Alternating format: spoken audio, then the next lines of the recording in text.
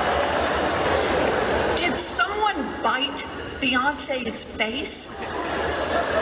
Did the President of the United States really tweet about, oh, let's not talk about that. There you've got the senator from Massachusetts at Lesley University giving a big speech, the commencement day speech. Let's dial in Candace Owens, Director of Urban Engagement with Turning Point USA. Hey, Candace, what did you think of Elizabeth Warren? She obviously was trying to appeal to the kids in the audience by bringing up Kanye and Beyonce and POTUS as well. What'd you make of it? It just makes me want to cringe all the time. I mean, this is quite frankly always what the Democrats do. They pander in every single regard. You can't tell me that she could name even one Kanye West album or that she could name even one Beyonce album, and one of them is self-entitled. So I'm telling you, it's an absolute joke, and it's interesting to me that she goes into a crowd of people and she assumes that everyone she's speaking to is a Democrat. These are the same assumptions that they made during the 2016 election, and they were wrong. Well, it is Massachusetts. It is Massachusetts, that's right. And even if you're in a crowd of people that might be overwhelmingly blue, it does not mean that every single person there understands your jokes or thinks that they're funny. Quite frankly, there are likely some students there that were insulted by her jokes. They should just deliver what people typically do during a commencement speech, something that inspires children in their lives, something that's largely positive, not taking stabs at pop culture that they don't even understand that culture entirely. If only they could actually do that. So she's not the only one making the college tour rounds. Hillary Clinton as well at Yale, and House Minority Leader Nancy Pelosi. Take a listen to a little of what they had to say. What's happening right now goes to the heart of who we are as a nation. We have many challenges facing us. I say this not as a Democrat who lost an election, but as an American afraid of losing a country. Today, it often feels as if America's greatness and goodness is clouded by ugly language. Today, as a person, I'm okay. We cannot allow the negative attitude to be normalized or accepted. No, I'm not over it. I still think about the 2016 election. Candace, talk about inspiring.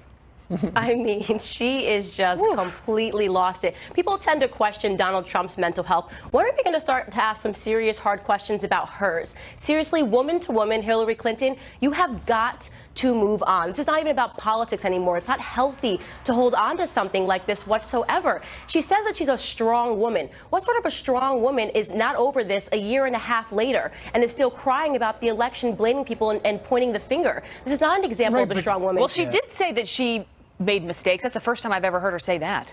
That took a year and a half for her to even admit that. But you have to understand that she is not an example of a strong woman. She was not equipped to be the first female president of the United States. So, Candace, a couple of things. Number one is from you, when you came out with that statement that went viral, and since that time, what's your life been like? And have you heard from the White House about moving forward with possible going there on a legitimate race roundtable? Have you heard any more about that, or are we just going to do you think that moment has passed? Oh, that moment has not passed whatsoever. We are in talks with the White House all the time, and what we are doing and what we are planning is so much bigger than I think what people are even expecting. I'm doing this with Turning Point USA. The White House will, of course, help us and facilitate all of our needs. We're going to cause an entire movement in this country, and we've been warning the left, and we've told the Democrats, we are tired of being your victims, okay? We are ready to exit this narrative as black individuals being the victims that they use every 4 years for votes. I'm going to inspire a national movement that we hope inspires people internationally to understand that there is no value in being a victim and there is only value in being a victor. Are you still talking to Kanye West? What is he saying? Absolutely. We're still emailing, and he's put me in touch with some other hip-hop artists that I am scheduled to meet with and do some on-camera work with. Well, but not only people you agree with, right? Right. I read a story over the weekend that said that a number of hip-hop artists were being asked by other hip-hop artists, don't show up at the White House. Yes, I'm not sure how true that was. I did read that about Meek Mill, and that's unfortunate if it is true, and it's exactly what I talk about.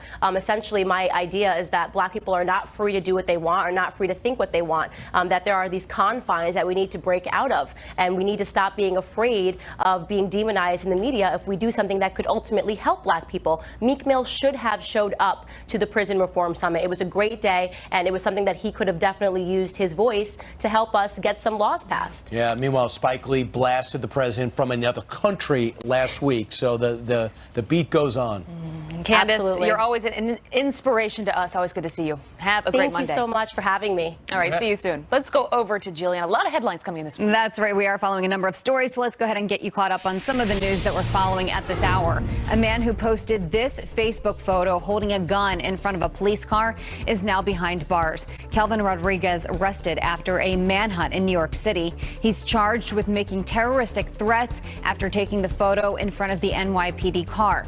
Police are still searching for a second man in the photo seen peeking through the passenger window. The wild cougar that mauled a biker to death was starving. Wildlife officials say the cat was up to 80 pounds underweight when it attacked two men near Seattle, one of them smacking the cougar with his bike to scare it off, but it came back. It launched onto him and latched onto his head. He said he had his whole entire head in the jaws of this animal and was being shaken around very, very horribly. Well, that biker survived, but the other man, S.J. Brooks, was killed. The cougar had been put to sleep. New body cam video challenging an NAACP leader's claims he was racially profiled.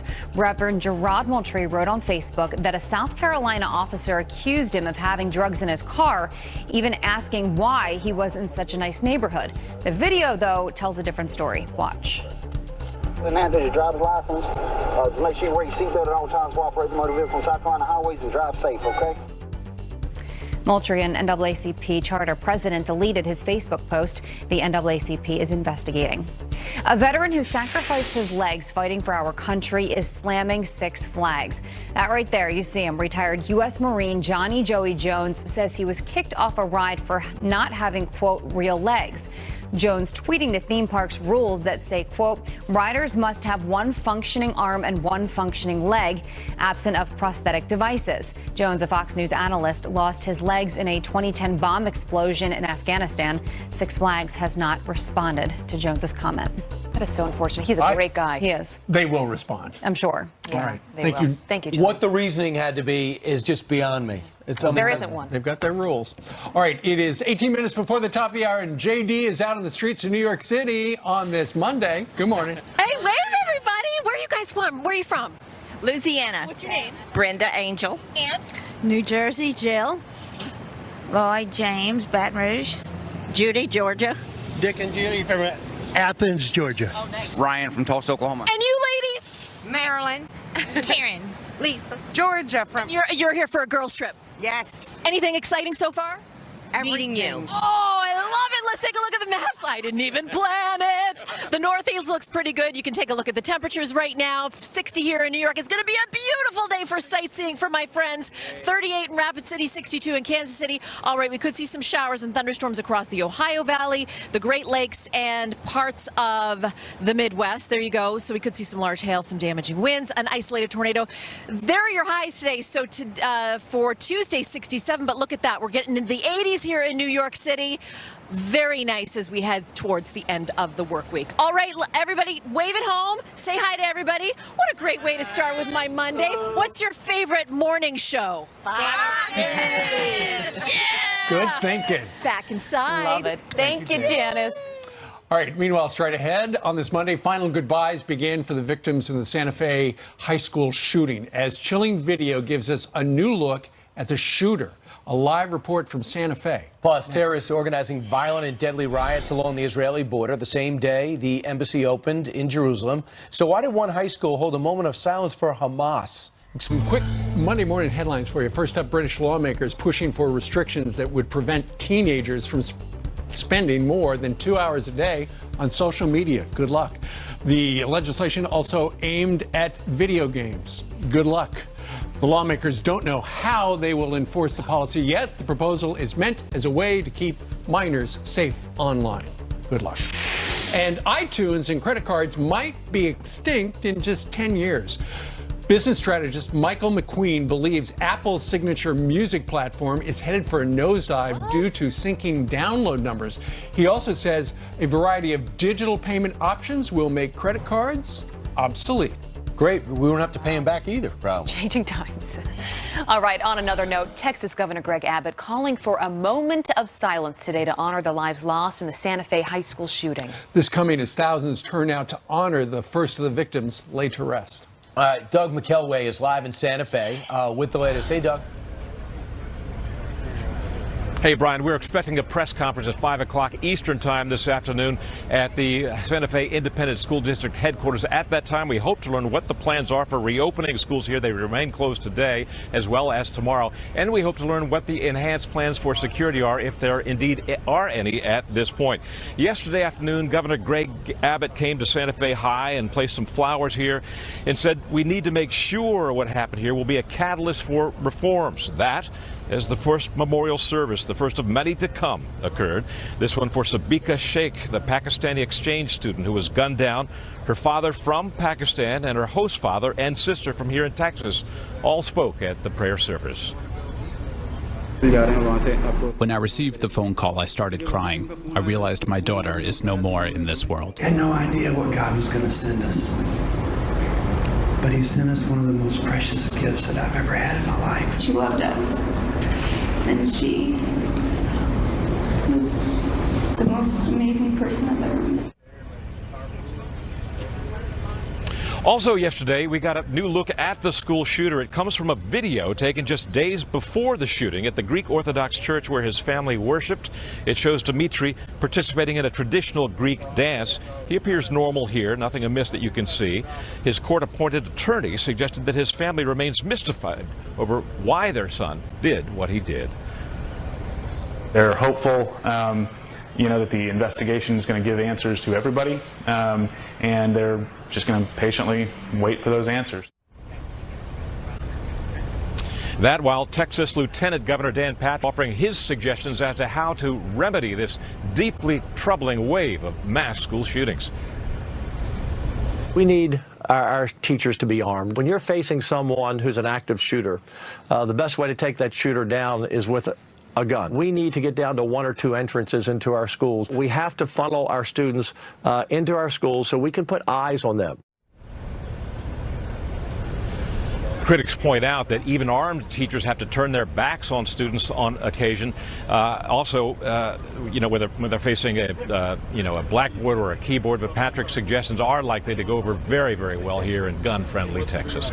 That's where things stand right now. All right. Thank you. Thanks, Doug. Putting names to there was a spaces. Marine teacher next door that's not allowed to carry a gun. And he might have been able to neutralize him. Yeah, such a sad situation. All right, coming up on the show, Hamas organized violent and deadly riots along the Israeli border the same day the U.S. opened its embassy in Jerusalem. So why did one high school hold a moment of silence for those terrorists? Good question. Plus, Budweiser teaming up with Folds of Honor to assist Gold Star families and salute their veteran brewers.